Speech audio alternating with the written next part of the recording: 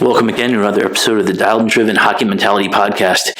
You know, every single time we talk, we're always trying to give you usable things that you can use in your hockey career. And if you're a loved one of somebody on this crazy dream, you can help them with things we talk about. And today, we're lucky enough to have Mike Leone. He's an AHL coach with Rochester. He's a guy who, from the outside, looks like he has it made, but you're seeing kind of a finished product. And the finished product isn't the story.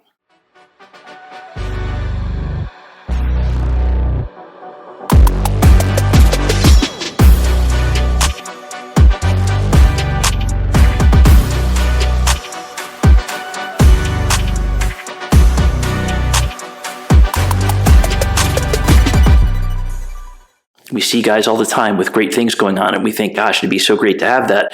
But there's a cost to everything and a sacrifice to everything. And today, we're going to talk in the most humble way about how to get to there, which parallels everything everybody wants to do. You got to bust your butt, get what you want, and sometimes you have to go through things that are really, really hard. Jeff, would you like to lead us out? Yeah, thanks, Chris, and welcome to anyone watching on our YouTube here. As you can see, we're in another different setting again. We're on our 10-week tour of our summer goalie school. It's coming to an end this week. We're in a locker room here in Ann Arbor, Michigan, as we conclude our awesome summer of training and mentoring goalies.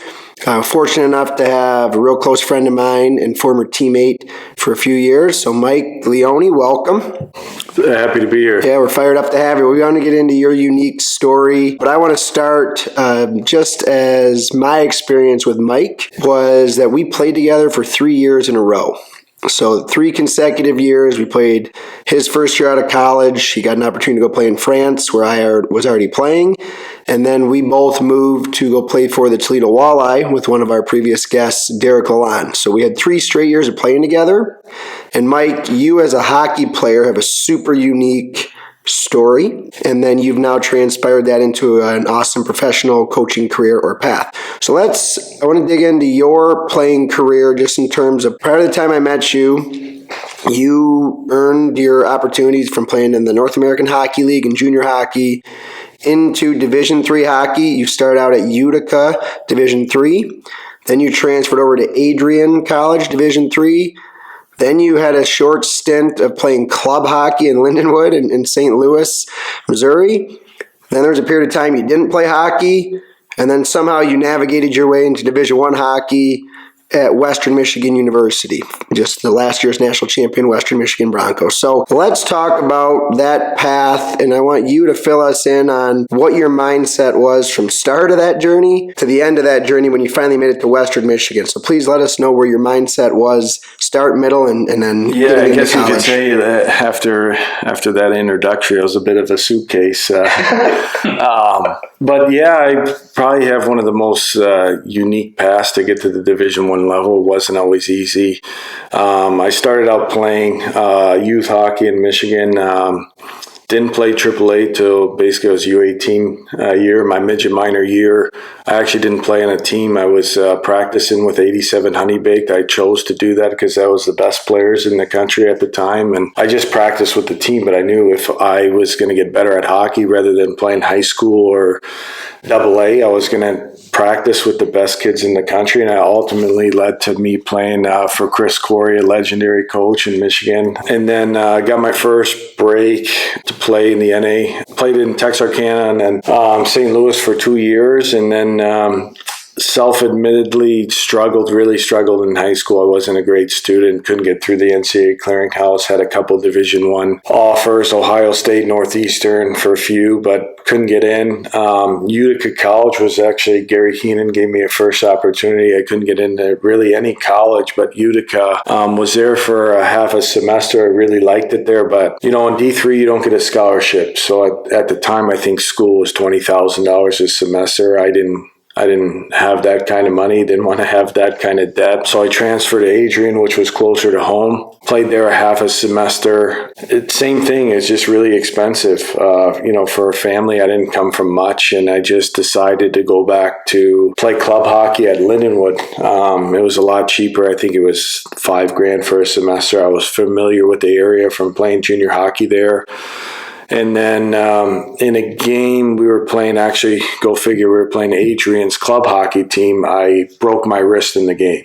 And then I was done. That was around November of the season, and I kind of told myself that was it. I'm done. Hockey's not my thing. So I went home, was living at home with my mom at the time, was taking community college classes at Henry Ford, not knowing what I was going to do, and started to get back on the ice just for something to do and start training. And then I wanted to try it. I didn't know where I was going to go, but then I was talking to John Cooper, who was a big mentor for me, the coach of the Tampa Bay Lightning. And then it was about the time Jeff Blashill, his really good friend, got the job at Western Michigan. So I literally just texted him and I said, hey, he knew me from junior hockey because he was coaching at Miami at the time. He was watching our teams play. And I just said, hey, I want to try to walk on, which is actually a crazy thought when you think about it, looking at my resume. I played club hockey. And so I texted him. I said, I want to try to, be a part of what you're trying to build there. And I want an opportunity. So he put me in contact. I really didn't talk to him. He's like, okay, that's great. You can talk to the supervisor that oversees all the schooling that works with, the hockey team. So I had to have a 2-year degree to get into Western Michigan at the time, to get into school. So in the spring and summer of that year, to go along with skating and trying to train for myself to hopefully walk onto the team, I had to take 16 credits in those 2 semesters. So, which was kind of crazy at the time. So I had a routine that I would drop my mom off at work, and then I would go to Lifetime Fitness for about 2.5, 3 hours. And then I would go to Henry Ford Community College to finish my classes. From about 12 to 3, I'd pick my mom up from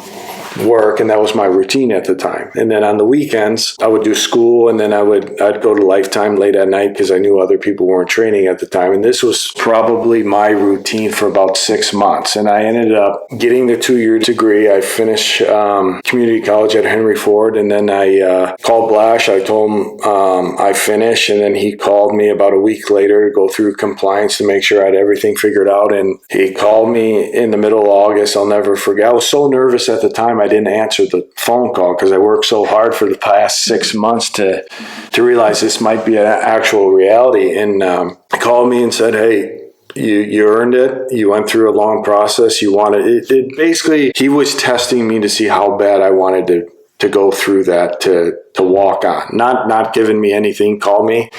I was going to be the 18th forward, so everybody knows there's 12 people in the lineup. I was promised nothing, and then I went in there. I was in the best shape of my life, and I ended up, I started out actually when I saw the lineup sheet after the first week. I started out on the second line, but then kind of threw a wrench and everything. That semester that I played at Lindenwood affected my eligibility. So instead of having 3 years on my clock left, because you have a 5-year window, I had 2.5 years left in that process. So then I had to sit out even longer. So now you're looking at us 9 to 10 months out of hockey. I haven't played a game. And my first game was against Union. Wasn't the most talented kid. Just try to do whatever I can to help the team, whether I was playing 2 minutes, 5 minutes. Earned my spot in the lineup. We actually won. I think we swept that weekend, and then I never came out of the lineup for 2.5 years. Yeah, let's go back, because obviously then your career kind of got going, and then you made it. But obviously there was a very long period of time in there where you were kind of just playing, not somewhat recreationally. Yeah. And so somehow you navigated it to this high level, right? It was a men's league during that time when I came home from Lindenwood. Danny DeKaiser, who I played with his college, I was playing men's league with his dad 2 times a week. And then I would find skates. John Gruden, who is now the head coach of the Marlies, there was a skate in Troy on Monday nights at 10. I would skate there. So this whole time I had to navigate, okay, how am I going to not just finish the schooling part. How long was that? 6 months, you said, probably? Yeah. When I came home from Lindenwood, it was about after the semester, Christmas time. So from January to August, I was finding skates. Taking classes, staying in shape, no team. No team, just kind of in my own routine, which is kind of me. Even looking back on it now that I'm, older and I'm coaching, I'm like, it's crazy to think about. You know what I mean? You're somewhat naive. Yeah, you don't really think about it just because the goal was to be a Division I hockey player when I started. And I was going to do whatever it took. And there was probably a lot of people that didn't think it could happen. There's so many players that were so much better than me, but I just had this mindset of I was going to do whatever I could to play Division I and then get there. And then when I got there, it was like, okay, now I got to do whatever I got to do to be in the lineup. Right. But it was just, I had this goal, process driven. It was kind of, really, when you think about it, it's kind of not boring. Like it really was. Like I would drop my mom off at work, go to Lifetime. My days were, 8 to 10 hours. I was just doing the same thing with this goal. But I knew if I worked hard enough and just stayed with it, and I use the term for myself as almost having blind faith to it. Where you're just focused on that goal, and there was a lot of ups and downs in the journey to get to Division I. Like, is this really going to work? Am I going to pass all my classes?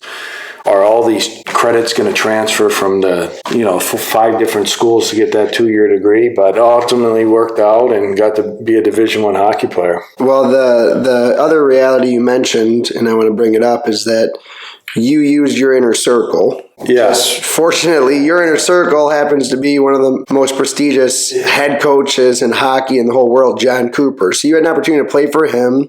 He's currently with Tampa Bay Lightning. We've mentioned previously when we had Derek Lalonde on, back when we were growing up as kids, Derek Lalonde, who was on our podcast before, John Cooper, the current head coach in Tampa Bay for the Tampa Bay Lightning in the NHL, and then Jeff Blashill, who's also made his way to the NHL as a head coach. Now he's back with John Cooper in Tampa Bay. And so is that where he's at? He just got the job with Chicago. So he's still bouncing around in the NHL, and he's been there. But you were able to make a great impression on John Cooper at the time, who was just earning his chops as a coach. He was a junior hockey coach. Yeah. And he more or less put his friendship on the line with his good buddy, this Jeff Blashill, who ended up being at Western Michigan, because of the impression you made on him. And you as a player, I want to describe this to our listeners from my experience with you, is that you were the ultimate teammate type guy. Like everyone knew when it's the penalty kill, you're the first guy over the board. Who's going to go win the face-off for the team? Who's going to put their face in front of a block shot to help the team win? I didn't need to be there for you being a player for John Cooper and Juniors, but I know that's the impression you left on him, and that was the impression really that was so strong for him to say, hey, Coach Blashill, you got a Division I opportunity, what most coaches are going for. Come take a look at this kid who's retired from hockey, more or less. So like that's how strong of an impression you made to at least open the door. And then you filled in the gaps as to what you did and how you did it. And of course, you kind of just kept yourself goal focused, and then when you got there, you were kind of diving into initially, hey, of course you're going to have to earn it. You're the 18th forward, So I thought that was just intriguing, of just knowing your background and history. That's really how it happened. You had one little opportunity, you had one connection who was able to open the door for yourself. And then now you were kind of getting into it. You can please fill us in on those 2.5 years you had gotten started. You worked your way to play at Western Michigan, and then you can kind of conclude as to where we met. And then I want to fill in, some more of my history. Yeah. I think it's a really good point. Playing for Coop was, back then there wasn't a lot of video or X's and O's, but it got drilled into me at a young age of, I think Coop's biggest gift, and you could see it now, is it's about the team. It's about the team. It's not about, we had Pat Maroon on our team, really good players. And, he kind of laid the foundation of do whatever you can to, he used the term a lot, being a winner, being a gamer. And it just stuck with me. Like, he still talks about those things. You hear it in press conferences. So I was going to do whatever it took, whether it was, like you said, win face-off, block shots, to be a part of a team. And we touched on it earlier before we got on, but I'll kind of get it to some personal things that I dealt with. But the team that was my biggest thing. Whatever I had to do to be on a team and win, that was my ultimate. That's all I thought about. When I got home, I was going to do whatever it took to be on the team. And I was grateful.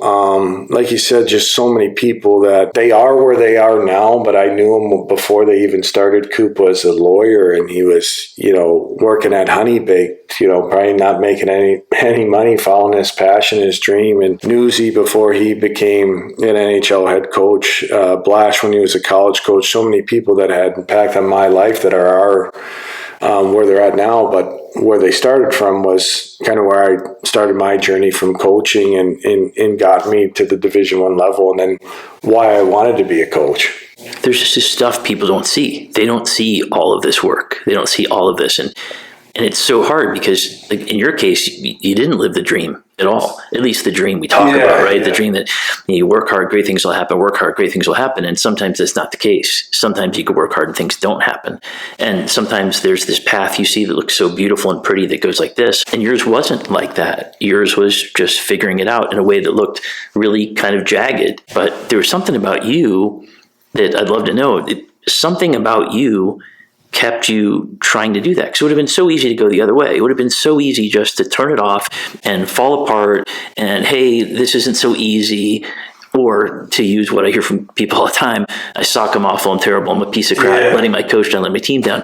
What do you think it is about you that kept you going? Because it wasn't a lot of reward. I think it's a really good question. I think there's a lot that goes into it. I think the biggest thing for me is probably sacrifices that my mom and parents made for, my mom was a kindergarten teacher. My dad was an accountant, lost his job. My two brothers played AAA, just to see how much money, time invested they put in myself. And kind of when I hit that road where I was just at home living at my mom's house, of realizing what I'm doing every time I hit a hard spot or realized, like, do I really want to do this? I thought about my parents and especially my mom, the sacrifices that she made to allow me to chase my dream. Like, I would never be where I'm at right now. And there's a lot of things too, personal things that I went through as a kid we can kind of get into too, because I'm open talking about it, where it was tough. I didn't have the easiest childhood. I probably saw some things other people that haven't seen before, but it wired me to be the person I am. Everybody thinks it's this road that where you're going like this, or there's a time where you're going to hit rock bottom. And there's multiple times in my life where,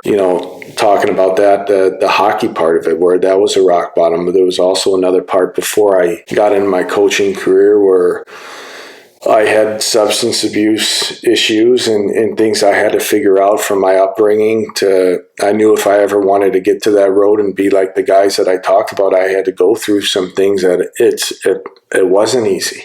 It was actually really hard, but it made me who I am today. And it wasn't, I just want to make sure I'm telling people the story, because there's a lot of people out there that are going through things, but you just got to take it one day at a time and try to persevere and get to where you want to go. I'm so glad you're willing to talk about this today, because you do have all these highlights. I mean, you're coaching the AHL. I mean, seriously, it's like you're basically at the top of the food chain. And what's so great is you're being willing to talk about this thing. And I think it's one of the reasons why you're as successful as you are. Now, I just met you today, but we talked long before this, and it was so nice to talk to you. You're just a regular guy. I mean, seriously, like you don't act at all. You don't present at all as if you're on some sort of lofty perch, despite the fact that you're on a lofty perch. You don't act like that.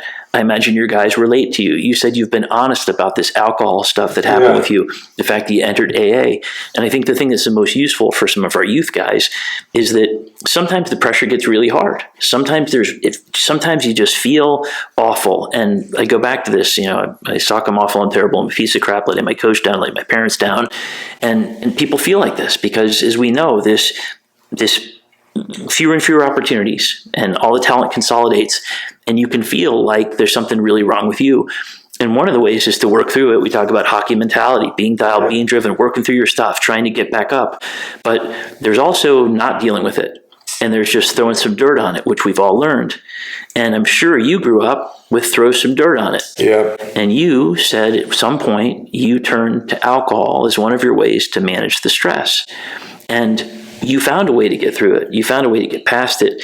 But I'd love to know your perspective on, as a hockey player, because you're banging your head on all these ceilings everywhere, alcohol was one of your ways out, but then you found a way out of alcohol to do all these amazing things. And I think it's such a great story. Can you tell us some about that and like the pressures that led to some of that? Yeah. Throwing dirt on it is a really good term. I lived in this, my upbringing and how I was brought up, I lived in kind of like this bubble where I didn't want to tell anyone. I didn't want to reach out for help. You're kind of trapped in it. And the best thing I ever did was reach out for help and get help. And with hockey, there were so many things. For me, I have a different perspective because hockey was all I had. Like, that was it. I knew a lot of the things were why I wanted to make a team or be on a team, because I knew if I wasn't, I didn't know what I was going to do. It was my safe haven. But there was a lot of things that I wish I can go back. Everything happens for a reason, but I wish I was more open and honest about the substance abuse issues and reaching out for help. And that was the greatest thing I did. Was when I was done playing, I reached out for help. I went to rehab. Like, I had to go to meetings, and it was very difficult to go through, but it was the best thing I ever did, and I have a lot of gratitude for that now, looking back on it. I think, I am who I am, and it makes me the person I am today. It's why I'm probably a lot calmer than I used to be when I was going through those things, and there was a lot of dark times in using alcohol and those things to kind of get away from reality and kind of block it out. But the greatest thing I ever did was go into the program and go through it. And it was a long journey. And I kind of have a new approach of life, of taking it one day at a time and just focus on the day that you have ahead of you. Whether it's a good day, bad day, just get through the day and focus on the next day. But I think it's important for a lot of, when we talk about hockey and the pressure, there's so many times as an athlete, you just have it bottled up. You think you got it figured out. You think you could figure it out yourself, but it's really important to reach out, talk to people. And I even feel more comfortable talking about my journey where I'm open and honest about it. This is who I am. And some people are going to accept it. Some people are going to think it's crazy, but it's who I am. And the more you talk about it and you're open with it, I think is really important. Can you fill us in on the age range that when you went to rehab? Yeah. So it was right after. It was right after my first year coaching in the East Coast. I wasn't completely sober, but I was going through some things. So right after that season. So that was your first year as a coach? First year as a coach. So you were about, 26-ish? Yeah, 20, I think I was 27 at the time. Yeah, so right about that time, the team actually folded. The East Coast team went home, went through the program, got into it that summer, didn't have a job at the time, and then he'd talk about, again, people, opportunities. Chris Bergeron was coaching at Bowling Green at the time. I was going to be a volunteer assistant. He was, Jeff Blash and him worked together at Miami, so got the opportunity there as a volunteer, working for free. My basically just helping out, volunteer, making the most of my opportunity. But Burge was great. I didn't feel like a volunteer. I was actually an assistant coach. I was helping running the power play. I think he saw, he believed in me, gave me a lot of say. But that was about the time I was 28, I think, the time where I checked myself in, got the help I needed. And how long ago was that? How old do you know? I'm 37, so I'm about 10 years ago. Yeah. So before you get into your awesome coaching path, it's awesome. I just want to give all of our listeners a true story. When I played with you, you were just getting out of college, and I actually played with you for 3 straight seasons. The one in France, and we both just coincidentally made it to Toledo Walleye. We played 2 straight years there. And during our time, you had this vision and passion. I think it's because of the people you've already been talking about. You had the goal. I want to be an NHL coach. Like we're sitting there speaking together. We were real close during those years, and you had this I want to be an NHL coach, and your words were verbatim. I don't care if I have to sleep in a Zamboni room and make no money. I'm going to make my way to the NHL. That's what you said. You wanted to do whatever it took to get to this level. So you just mentioned a little bit, you were in the ECHL, the East Coast Hockey League, which is the pro level there, AA pro hockey. Your first opportunity and opportunities were virtually for no money. Yeah. So I want to just clarify the steps you've had, because right now you're still in the midst of it. You have coached, 4 NHL preseason games? Yeah. As a head coach, you have been the head coach of 4 NHL preseason games. So it's a unique time period because you're in the midst of still chasing, that next level. You're living in the moment, but you're still goal setting, right? I'm speaking for you. Yeah. But I thought that was super unique. You said, I'll coach for no money if that's what it takes. So now that I've kind of prefaced that, give us a little bit more, like how long have you been on this path of coaching? About 9 years, 10 years, right? 8, 9 years. And I just, like you said, Lurgy, I just I was fortunate to be around a lot of winning teams, and when you're around it, I thought about like how cool would it be if you had your own team and you could win, and just seeing the coaches. And I'm leaving out Pat Ferschweiler was my assistant, the national championship coach, Andy Murray. So many people that have impacted on my life, but being a coach and gravitating getting everyone play for each other. I had such a passion for it, and my upbringing, my mom being a school teacher, my ability to connect with people, I just thought it would be a profession I'd be really good at. And you never know until you get in the fire, and then until you really realize, okay, can I be a head coach? A lot of people say it, but until you're in that seat and you're calling the shots and you're managing people and you have a staff and wins and losses, your livelihood's on it, starts to change things. And went to USA, got a first break there, and then was hired as the first assistant there, and then which is the National Development Team program. It's located in Metro Detroit. It's where the top 17 or 18-year-olds come from around the country. Generally speaking, it's a place where coaches kind of use as a stopping point. You want to work for USA Hockey, you play against top competition in the world for 17, 18-year-olds. Yeah. And that was like your first kind of real paid job. Yeah. Even though they're known not to be, paying a ton. That's why people coach there for a year or two and hopefully move on, or they sink or swim kind of, right? Yeah, absolutely. Like it's one of the greatest places to work because you obviously have how many first-round picks, the best 16-year-olds in the country. And John Robluski, who's now the women's national coach for the national team, gave me my first opportunity when he was coaching there. And then another big break I got after being basically like the intern assistant for 2 years was Dan Muse, who's now the coach of the Pittsburgh Penguins. I didn't know him at the time, just came from Nashville, worked with him for about a month. He hired me. I didn't know him, and that was my first real big break, and I definitely wouldn't be here if it wasn't for him. If I didn't work for him, I don't know if it would have prepared me to when I got my first head coaching job, talking about being a head coach and wanting to be a head coach with where was that at? Green Bay Gamblers in the USHL, going back to junior it's hockey. Funny how it all ties in together. Derek Long was a coach there. John Cooper was a coach there. So for me, Green Bay was always the place I wanted to coach. I never knew if I'd get there, but I wanted to coach in Green Bay because those guys did. Yeah, and that's the junior hocky before college. Yeah, still USHL. It's probably you could argue it's the best junior hockey league, one of the top.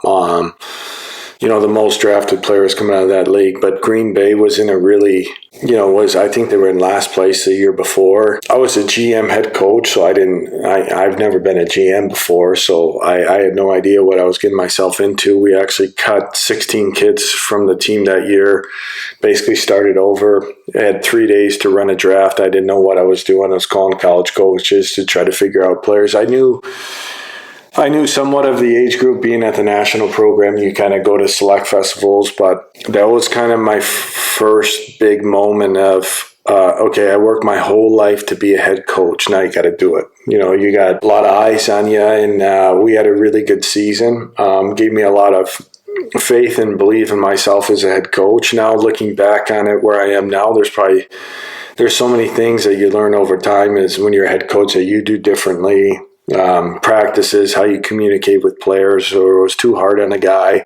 My first year I was probably really hard because we had to change a culture and a program and set a standard. We had 2 really good seasons in Green Bay. Probably had a chance to win it my second year to get to the final, and then got an opportunity in the AHL, but that's kind of where I started. I didn't know if I could do it. I had to believe in myself, but once you're in that seat, it changes things for sure. So you went from being a head coach in juniors, and then you went to be head coach to the AHL, which is the step right under the NHL. And obviously now this is your second year coming up on that journey. And again, it's, I've been ingrained in the hockey world, hockey community. We know, and I can say this because we're close, we're tight buddies. People might have seen this hiring from USHL head coach, junior hockey, to AHL head coach, and Rochester Americans, Buffalo Sabres, AHL team. And they might have said, Mike, who? Yeah. Who's this guy? Right. Who's, because that's the hockey circle. People are knowing each other's friends, and we're friends of friends. And so I'd love to hear just your mental state when you're probably starting to feel a little bit like I'm getting closer to accomplishing my goal. Yeah. Trust me, I looked at a lot of stuff when I first got hired. I saw a lot of things, and as a coach, it's just funny looking at some of the things. Like, he's only been a coach for 2 years, but it's about people at the end of the day. I'll touch on too the process. Talking to people in the coaching world that are ultimately where they're at right now, you get jobs when you kind of least expect it. I never would have thought in a million years I was going to get an AHL job, but it started out with a call from Jason Carmanos. Who is he? Oh, Jason is the GM of the Rochester Americans, assistant GM for the Buffalo Sabres. He reached out, started out with an initial conversation. I did well. I ended up interviewing with the Buffalo Sabres management, and I thought I did well. I told my wife I think I did a good job, and then a week later got a call, and they asked if I wanted to be the next head coach of the Rochester Americans, and that was kind of like my first. All these steps, you feel good about where you're at, but now I was like, holy smokes, like I'm here now. Like I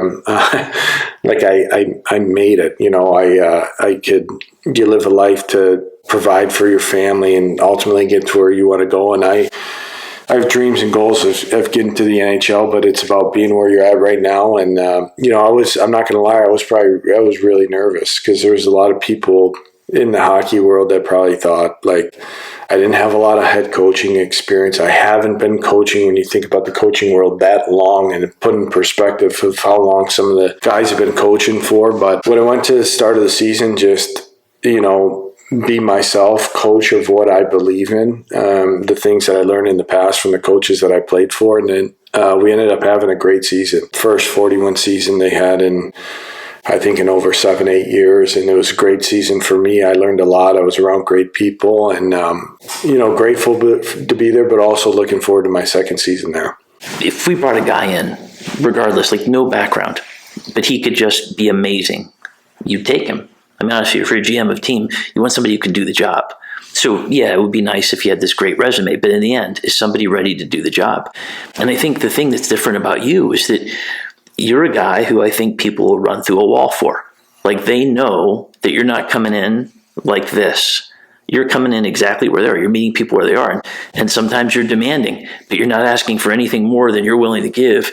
And I think that humanness is one of the reasons why you've maybe not had to wait so long to get what you want. Because seriously, there's a thing about you that I believe your guys understand you give a crap about them. That's a gigantic thing. I want to be a coach guys want to play for. And I put myself, if I was a player and I was playing for a coach, like how I would want to be treated. And I think it kind of gets lost sometimes in the hockey and the X's and O's and how you need to play is you got to care about the person first. And then when I went into Green Bay, that was the thing. It's people first, player second. And that's my mentality that I've always had is I want to create an environment as a coach where guys can be themselves. Guys can joke around in the locker room. It's always not a serious place. Guys can come into my office and talk with me. I want it to be a partnership with the player. Like, I don't ever want a player to think like I'm way up here and like you said, we're right here. We're together in this. Like, I'm here to help you to ultimately become what you want to become.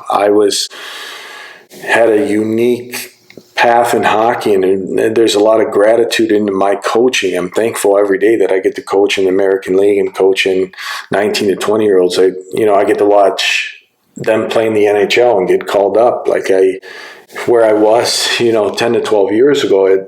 So that's where I think it just, when I walk into the room every day, like, I want this to be a family and a partnership where we, even telling guys they're not playing in the AHL, it's not easy. You got to tell guys they're not playing that make money, and it's very open and honest conversation about, I just try to be real with the players as much as I can about where they're at, why I'm playing them, why you're coming out of lineup. And I think when you do that, when you have open and honest conversations with the players about that, and sometimes they're not great conversations. So the players are going to leave your office. They're going to be very, pissed off and probably, saying some things. But after that, at least they can go back home and say, coach was honest with me. He knows where I'm at. I think that's when you get the most out of your players, where you're talking about running through a wall for your coach. I think that's what you ultimately want. I think, I want to be a coach that guys want to play for, and I think I've established that over my 3 years of being a head coach where, guys, we have, in the AHL doesn't happen. We have 5 out of our 6D coming back in the American Hockey League, which is, I think we had 17 out of 23 guys. And that goes back to the coach before, Seth Apper, did a great job setting the culture, but you don't get that in pro sports, especially in the American League level. If guys want to come back, and those guys too, in and out of lineup guys, I want to come back. I love it here. So I think what's great about today is we've got this picture of what top of the food chain looks like, and we're always trying to show people the reality of what it takes to get where you want to go. And I think the great thing about having you here, Mike, is that you've been so humble and so real about things, so honest about the fact that sometimes life isn't this beautiful stock chart. Sometimes it's really, really ugly, and sometimes it's painful, and sometimes it's joyous when you decide that this is something you want so badly. You decide you want to be a coach, you decide you want to play, all these different things. You decided, and you went past adversity after adversity. So lesson 1, learning to deal with adversity, learning to get past it. Lesson 2, please, life's going to be hard, and sometimes you're going to lean on gambling or drugs or alcohol or anything that makes you feel better, and sometimes you get locked up and have that monkey on your back. You openly share this as this guy at the top of the food chain who had to go through that, went through AA, figured it out. You are proof that having people around you, finding your people, the people who will support you, which is very, very hard because the world is full of haters. People have insecurities. They do not like it sometimes when they see you succeed, and everybody has this, and finding a way to deal with that, one of the best ways is to have people who are your people. You surrounded yourself with good people, and then you became a guy who met people at their level. Humble, working hard, anything that it takes, learning all the time. These are lessons upon lessons for everybody from the most basic levels of sport, the youngest, all the way up. Please, these things will change your life. You're living proof. Thank you for being here today. It's a pleasure. No, thanks a lot. It's been great. Yeah, and Mike, I just want to thank you again, close friends, obviously, and I appreciate your willingness to come on. I've always been a fan of yours as a teammate. Now I've kind of been a super fan of yours as you're chasing your coaching journey. And one of the things that I want to bring up and kind of summarizes some of our previous talking points we've had is that you created your own stability in these unstable environments. You're trying to chase a Division I opportunity to play, which led you to pro hockey. What'd you do? You kind of just took care of your process, your day-to-day, taking care of those small goals and letting the big picture take care of itself. Yeah. Secondly, you're on your way to trying to chase that goal again to be a professional NHL coach. So again, what are you doing? You're taking care of the things you can control. You're being real upfront and honest with people. You're doing the things that it takes to be successful in the athletic world. You're not selfish. You do things for the best interests of the whole, and you're easy to root for. You just named 15 coaches that have impacted you. And I'm confident sitting here that if we asked each of them about you, they would have a positive storyline or some feedback as to say, oh, Leo, I just want him to do it. Oh, Leo, I hope he succeeds, right? So you make this impression on people unknowingly. And we say it over and over to all athletes of all sports, control what you can control. And most importantly, keep staying dialed and staying driven on your goals because that's the only way to accomplish success. So if you haven't followed us yet on any of our social channels, please make sure to do so. We're at Dialed and Driven on all social platforms. And please leave us a review and a subscribe. We're doing our best to keep impacting this world in a positive way. And we'll chat with you all again soon.